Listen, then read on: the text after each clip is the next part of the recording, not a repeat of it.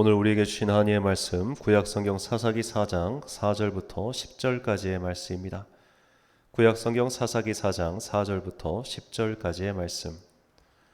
이제 봉독하겠습니다. 하나님의 말씀 경청하십시오. 그때 라피돈의 아내 여선지자 드보라가 이스라엘의 사사가 되었는데 그는 에브라임 산지 라마와 베델 사이 드보라의 종려나무 아래에 거주하였고 이스라엘 자손은 그에게 나아가 재판을 받더라.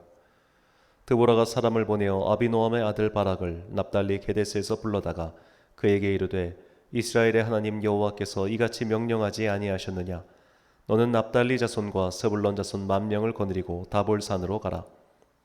내가 야빈의 군대 장관 시스라와 그의 병거들과 그의 무리를 기송강으로 이끌어 내게 이르게 하고 그를 내 손에 넘겨주리라 하셨느니라.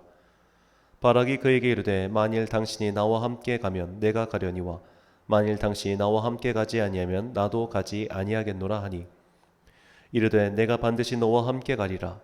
그러나 내가 이번에 가는 길에서는 영광을 얻지 못하리니 이는 여호와께서 시스라를 여인의 손에 파실 것임이니라 하고 드보라가 일어나 바락과 함께 게데스로 가니라. 바락이 스불론과 납달리를 게데스로 부르니 10,000명이 그를 따라 올라가고 드보라도 그와 함께 올라가니라. 아멘. 믿음의 조연전 11번째 시간 드보라와 야헬 주연보다 빛난 조연이란 제목으로 하나님의 말씀 선포하겠습니다. 20년 전에 KBS에서 방영했던 태조 왕건이라는 드라마가 있었습니다. 제목대로 이 드라마의 주인공은 고려를 건국했던 왕건의 일대기를 다룬 드라마입니다. 당연히 왕건이 주인공이었고 그걸 이끄는 중심이었죠. 그런데 드라마가 방영되면서 주인공 왕건보다 인기를 끈 인물이 등장하고 말았습니다. 왕건에 앞서 북쪽에 권력을 쥐었던 궁예입니다. 이 궁예 역을 맡았던 김영철 씨가 하도 연기를 잘해서 왕건보다 궁예의 인기가 압도적으로 높았습니다. 오죽하면 궁예 때문에 궁예의 출연 분량을 늘릴 정도였습니다. 당시 사람들은 이제 곧 궁예가 퇴장을 할 텐데 그렇게 되면 극의 재미가 반감되지 않을까 걱정을 할 정도였습니다. 13년 전에도 이와 비슷한 사례를 보여준 드라마가 있었습니다. MBC에서 방영한 드라마 성덕여왕입니다. 이 역시 신라시대 여왕인 선덕여왕의 일대기를 다룬 드라마인데 주인공인 선덕여왕보다 극의 초반부터 중반까지 그의 대척점에 서 있었던 악역인 미실이 너무나 큰 인기를 끌었습니다. 이 또한 미실 역을 맡았던 고현정 씨가 연기를 너무 잘해서 벌어진 일이었죠. 이 드라마는 미실의 퇴장 이후 실제로 시청률이 줄어들었고 그로 인해 70부작 드라마가 62부작으로 줄어들었다는 풍문이 돌 정도였습니다. 이처럼 드라마나 영화 등을 보면 보통 주연 배우가 가장 인기를 끌기 마련인데 종종 조연 배우가 주연 배우보다 더 주목을 받는 경우가 있습니다. 조연 배우가 연기를 너무 잘했거나 혹은 대본상 조연 배우가 시청자들의 공감을 더 얻었기 때문이죠. 오늘 본문에서 살펴볼 주인공 또한 이런 경우입니다. 오늘 우리가 함께 볼 믿음의 주연은 이스라엘 사사시대의 전쟁 영웅 바락입니다. 갈릴리 호수 북쪽에 하솔이라는 도시가 있었는데 그 도시의 왕 야빈이 이스라엘 민족을 핍박했습니다. 하나님께서 이스라엘 민족이 다시 우상을 숭배하는 악을 행하자 그 야빈을 심판의 도구로 사용하셔서 이스라엘 민족을 괴롭게 하셨습니다. 20년 동안 하솔의 왕 야빈은 강력한 철병거를 무기로 이스라엘을 압제하였습니다. 그래서 다시 이스라엘 민족이 회개하고 하나님의 도움을 구하자 하나님께서는 바락을 세우셔서 그를 통하여 야빈을 무찌를 계획을 전하셨습니다. 그리고 이 계획을 여자 선지자 드보라를 통해 바락에게 전달하셨죠. 선지자 드보라로부터 이 말씀을 들은 바락은 곧장 나가서 사람들을 모아 싸우지 않고 선지자 드보라도 함께 가달라고 부탁합니다. 본문 8절 말씀입니다. 바락이 그에게 이르되 만일 당신이 나와 함께 가면 내가 가려니와 만일 당신이 나와 함께 가지 아니하면 나도 가지 아니하겠노라 하니. 바락이 어째서 드보라에게 동행을 요구했는지 그 정확한 이유는 성경에 나오지 않습니다. 다만 정황상 추측할 수는 있습니다. 바락이 직접 하나님의 말씀을 듣지 못했기 때문에 불안한 마음이 생겼고 하나님의 사람인 드보라가 동행하면 안심이 될 것 같아서였을 겁니다. 자, 여기서 문제 아닌 문제가 생깁니다. 바로 드보라가 여성이라는 점입니다. 동서고금을 막론하고 전쟁은 남성의 영역이었습니다.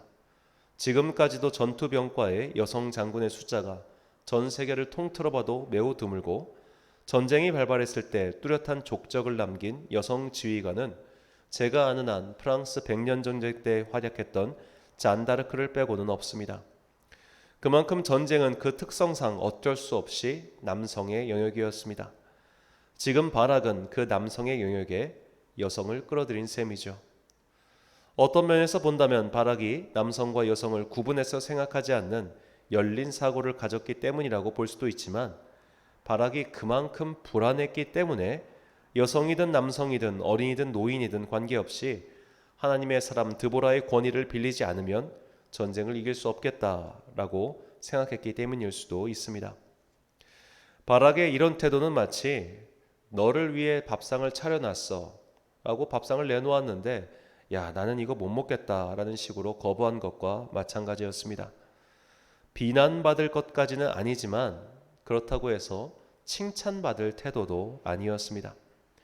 그래서 드보라는 내가 당신과 함께 전쟁에 참여하겠지만 이 전쟁의 승리에도 그 영광은 다른 이가 취할 것이다 라고 말하죠. 본문 9절 말씀입니다.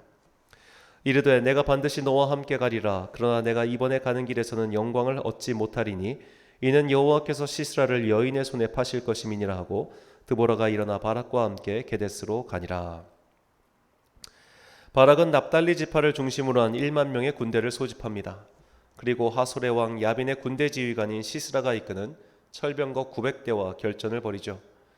그들은 다볼산 기슭에서 전투를 벌였고 이 전쟁에서 바락은 큰 승리를 거둡니다. 하지만 적 지휘관인 시스라는 도망을 치죠.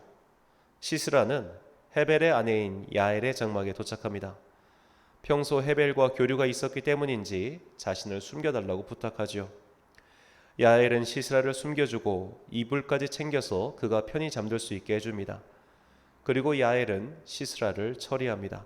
사사기 4장 21절 말씀입니다.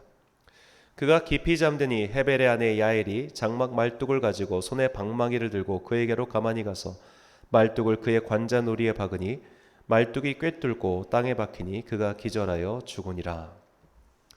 자, 전쟁에 나간 장수가, 그것도 적들을 피해서 달아나고 있는 사람이 얼마나 방심했으면 자기 머리통에 말뚝을 박는데도 몰랐을까요?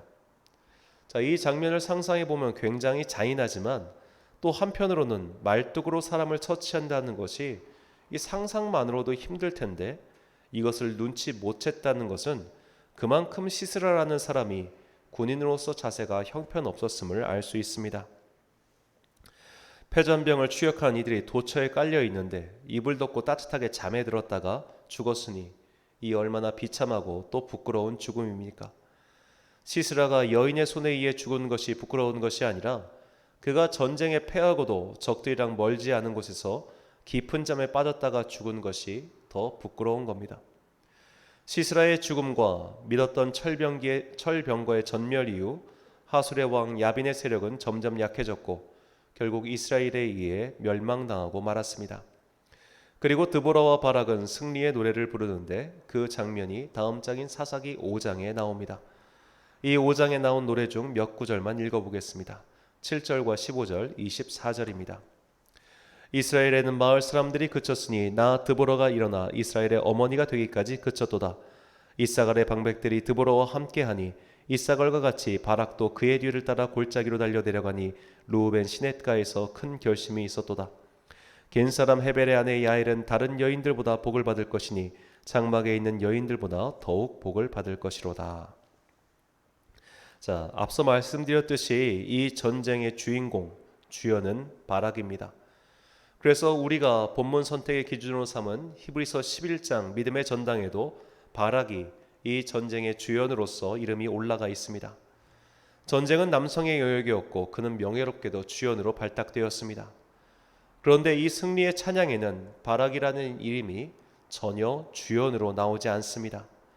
이 전쟁의 주인공은 드보라와 야엘입니다. 바락은 그저 드보라가 앞서 나가자 그의 뒤를 따라간 조연 정도로 그려질 뿐이죠. 우리는 이 바락과 드보라, 야엘을 통해 보여주신 사사기의 일화를 통해 두 가지를 배울 수 있습니다. 첫째로, 하나님께서 기회를 주셨을 때 자꾸 피하지 말라는 겁니다. 자, 오늘 일어났던 전쟁을 다시 한번 복기해 보면 이 시스라라는 적 지휘관은 철병거를 빼면 대단치 않은 적이었습니다.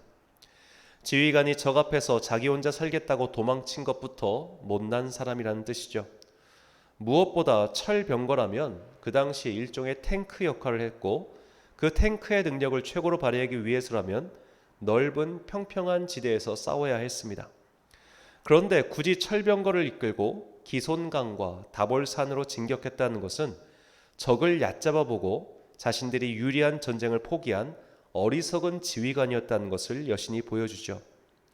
바락은 굳이 드보라와 함께 가지 않았어도 이 전쟁을 충분히 이길 수 있었습니다. 그만큼 시스라는 속빈 강정과 같은 적이었습니다. 겉은 화려했지만 속은 텅 빈 그런 적이었죠. 하나님께서는 바락이 충분히 이길 만한 적과 싸우라 하셨을 뿐만 아니라 그 전쟁도 하나님께서 주관하셨습니다. 바락은 괜히 겁먹을 이유가 전혀 없었죠. 하지만 바락은 오히려 겁을 먹었고 오히려 드보라의 뒤를 따라 전쟁을 치르고 말았습니다. 단독 주연의 배역을 주었더니 나는 이거 소화할 능력이 없으니 더블 캐스팅으로 가자라고 감독에게 스스로 제안한 꼴입니다.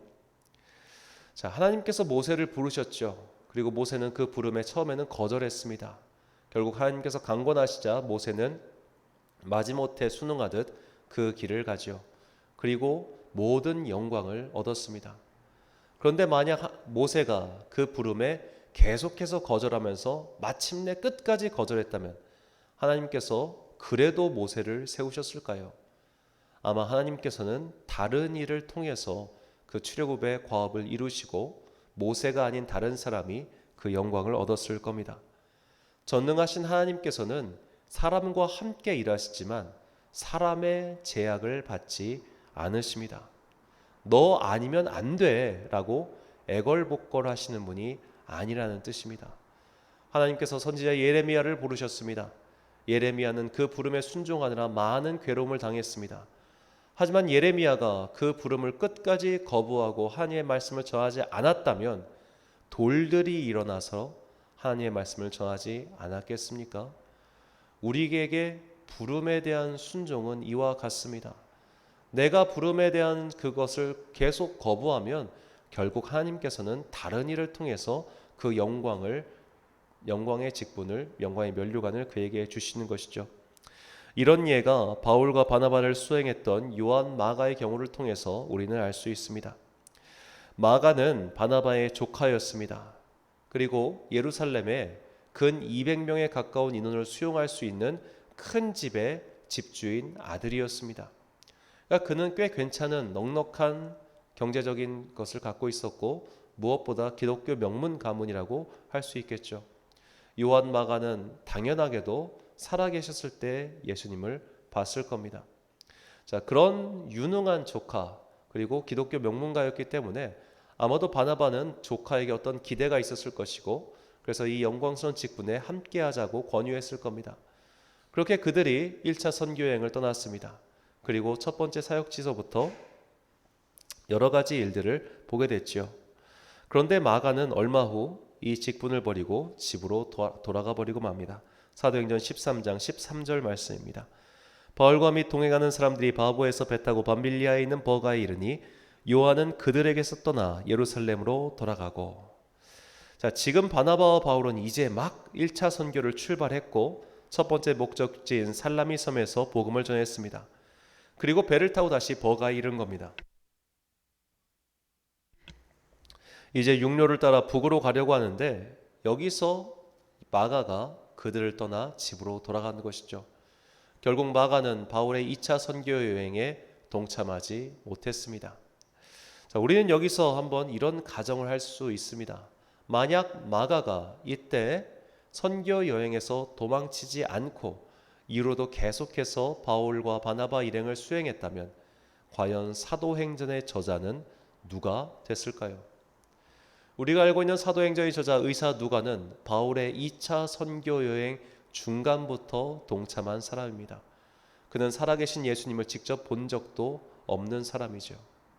그러니까 마가라고 하는 사람은 살아계신 예수님도 봤고 바울도 봤고 그의 사역을 처음부터 동참할 수 있는 그런 모든 영광을 다 얻을 수 있는 위치에도 불구하고 그가 그 순간 중요한 사역을, 그 사명을 저버렸기 때문에 그 영광을 그는 얻지 못했습니다. 자, 아마도 그는 자신이 사역 앞에서 도망친 것이 내내 부끄러웠고 마음에 걸렸는지 그가 저술한 마가복음에 이런 이야기가 나옵니다. 마가복음 14장 51절과 52절 말씀. 한 청년이 벗은 몸에 배 혼니부를 두르고 예수를 따라가다가 무리에게 잡히매 배 혼니부를 버리고 벗은 몸으로 도망하니라. 자, 오직 마가복음에서만 나오는 이 장면에 대해서 몇몇 학자들은 추측하기를 아마도 마가가 젊은 날 자신의 모습을 이야기 속에 투영시켜서 내가 예수님 앞에서 이렇게 도망쳤었지라고 이야기를 삽입한 것이 아닌가 그렇게 추정하는 것을 본 적이 있습니다. 정확한 여부는 우리가 알 수 없겠지만 굉장히 설득력 있는 주장이라고 저는 생각합니다.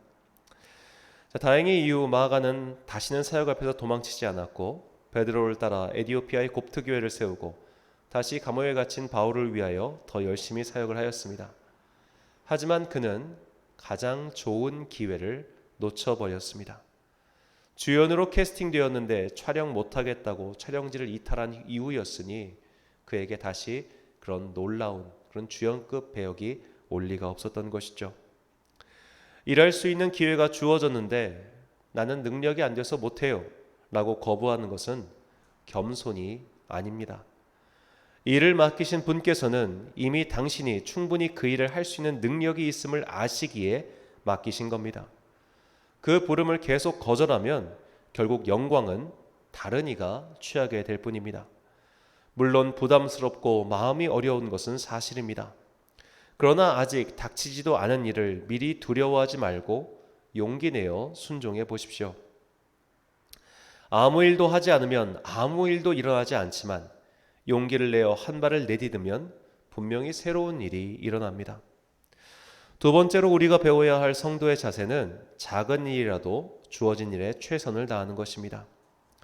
자, 오늘 우리가 살펴본 조연 중 한 명인 야엘은 아무것도 아닌 보통 사람이었습니다. 심지어 그녀는 이스라엘 족속도 아니었습니다. 성경은 그녀가 겐 사람 헤벨의 아내라고 소개하죠. 겐 사람은 모세의 장인 이드로의 족속으로 외부에서 유입된 이방 민족이라 볼 수 있습니다. 그녀는 시스라를 모른 척 재워주고 보낼 수 있었습니다. 아직은 완전히 망한 것이 아니니 가나안 하솔의 왕 야빈과 굳이 척을 질 이유가 없었습니다. 그녀는 그냥 평범한 이방 민족 출신의 양을 키우는 목자의 아내에 불과했습니다. 내가 뭘 할 수 있겠어? 나는 평범한 사람이야. 나는 이런 전쟁의 태풍에 휘말리지 않을 거야 라는 식으로 살 수도 있었습니다. 그녀에게는 그저 닥친 운명에 순응하며 아무 일도 하지 않는다는 선택지도 있었습니다. 하지만 야엘은 어떤 동기에서인지 그녀 앞에 놓여진 기회를 놓치지 않았습니다.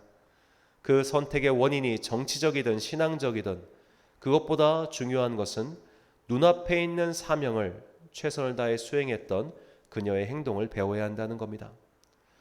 니콜라 에르망이라는 사람이 있었습니다. 그는 정식으로 신학교육도 받지 않았고 늦은 나이인 55세에 가르멜 수도원에 들어가 말단 수사가 되었습니다. 수사가 된 그가 받은 이름은 로렌스였습니다. 그가 주로 한 일은 식당에서 감자를 깎는 일이었습니다. 로렌스 수사는 하지만 그 일도 너무나 기쁜 마음으로 주님께 하듯 하였습니다. 그는 감자를 깎으면서도 기도할 수 있는 영성의 단계에 올랐습니다. 그가 다른 이와 편지를 통해서 나눈 교제를 그가 죽은 후에 책으로 엮어 출간하였는데 그것이 하나님의 임재 연습이란 책이었습니다. 하나님의 임재 연습은 평범한 하루하루의 일상 속에서도 얼마든지 하나님과 특별한 교제를 나눌 수 있으며 성도들은 그런 일상 속에서 주님을 만나는 연습을 해야 한다고 로렌스 수사는 경험을 통해 말하고 있습니다. 자, 우리가 꼭 특별하고 위대한 일을 해야만 하나님을 만날 수 있는 것이 아닙니다. 부흥회 때만 하나님을 만나는 것이 아니라 매주일 드려지는 이 평범한 예배를 통해서도 우리는 얼마든지 하나님께서 주시는 은혜와 감격을 경험할 수 있습니다. 매일 있는 새벽 기도회를 통해서, 매일 있는 그 기도의 자리를 통해서 우리는 얼마든지 특별한 하나님의 은총을 경험할 수 있습니다. 그러니 우리에게 중요한 것은 매일매일 닥쳐오는 여러 가지 일상과 그리고 삶의 순간순간마다 최선을 다하여 믿음의 여정을 걸어가는 것이죠. 이렇게 우리가 오늘 하루를 그리고 내일 닥쳐오는 그런 여러 가지 시간을 새로운 하루로 엮어갈 수 있도록 기도해야 합니다. 이것이 작은 일에도 최선을 다하는 성도의 자세지요. 이제는 전 국민, 전 세대가 다 아는 유명한 배우가 되신 분이 윤여정 씨입니다. 1947년 개성에서 태어난 윤여정 씨는 1966년에 데뷔했습니다. 그리고 1971년 MBC 드라마 장희빈에서 장희빈 역을 맡아 열연하면서 스타 배우가 되었죠. 그러다가 결혼을 했고 13년 동안 아이를 키우고 주부로 살면서 거의 은퇴한 것처럼 살았습니다. 하지만 한국에 돌아와 다시 일을 시작하려고 할 때 그녀가 할 수 있는 일이 거의 없었습니다. 그녀는 정말 절박한 심적으로 단역 혹은 작은 역할이라도 좋으니 어디든 나가려고 했습니다. 그녀는 정말 바닥부터 다시 시작했습니다. 그녀는 나이 50이 넘어서 여러 영화의 조연 배우로 초청받기 시작합니다. 그리고 2년 전 미국 아카데미에서 조연상을 타면서 전 국민의 관심과 사랑을 받게 되었죠. 그녀의 나이가 70이 넘어서였습니다. 그녀는 스스로 말하길 정말 돈이 없어서 돈이 되는 일이라면 어떤 역할이든지 했다고 말했습니다. 오죽하면 배우가 가장 연기를 잘할 때는 돈이 필요할 때라고 말할 정도였죠. 그만큼 절박하고 절실했습니다. 큰 역할, 작은 역할, 내 마음에 드는 역할, 들지 않는 역할을 가릴 처지가 아니었습니다. 그런 절박함이 지금의 그녀를 만들었다고 스스로 말하죠. 빛나는 주연이 아니면 안 하려고 하는 이들이 있습니다. 교회에서 봉사를 해도 꼭 빛나는 역할만, 주목받는 역할만, 우아한 역할만 골라서 하고 싶어하는 분들이 있습니다. 어느 교회나 다 있습니다. 제가 정말 이해가 안 되는 부분인데 강대상 청소는 서로 하려고 하고 화장실 청소는 서로 안 하려고 합니다. 강대상은 거룩한 곳이고 화장실은 더러운 곳이기 때문입니까? 그 누가 강대상이 거룩한 곳이라고 그렇게 나와 있겠습니까?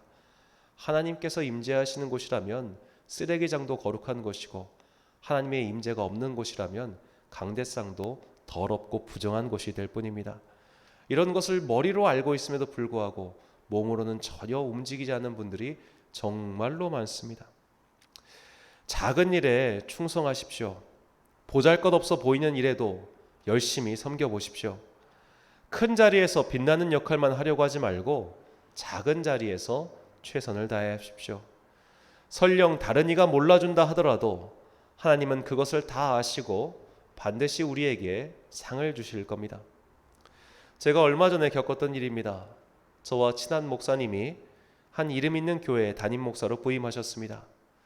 담임 목사 취임 예배 때 축하하는 마음으로 화분을 보냈습니다.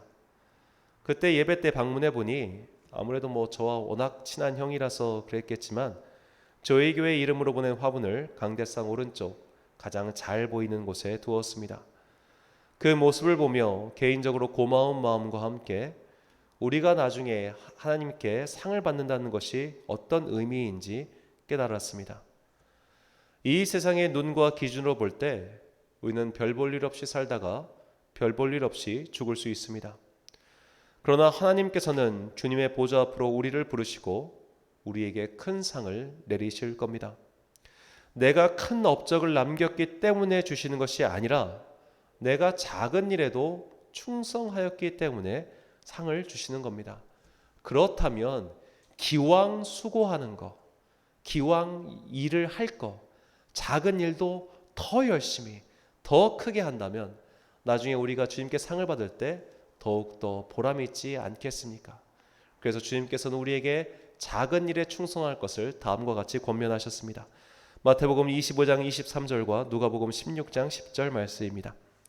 그 주인이 이르되 잘하였도다 착하고 충성된 종아 내가 적은 일에 충성하였음에 내가 많은 것을 내게 맡기리니 내 주인의 즐거움에 참여할지어다. 지극히 작은 것에 충성된 자는 큰 것에도 충성되고 지극히 작은 것에 불의한 자는 큰 것에도 불의하니라. 아멘.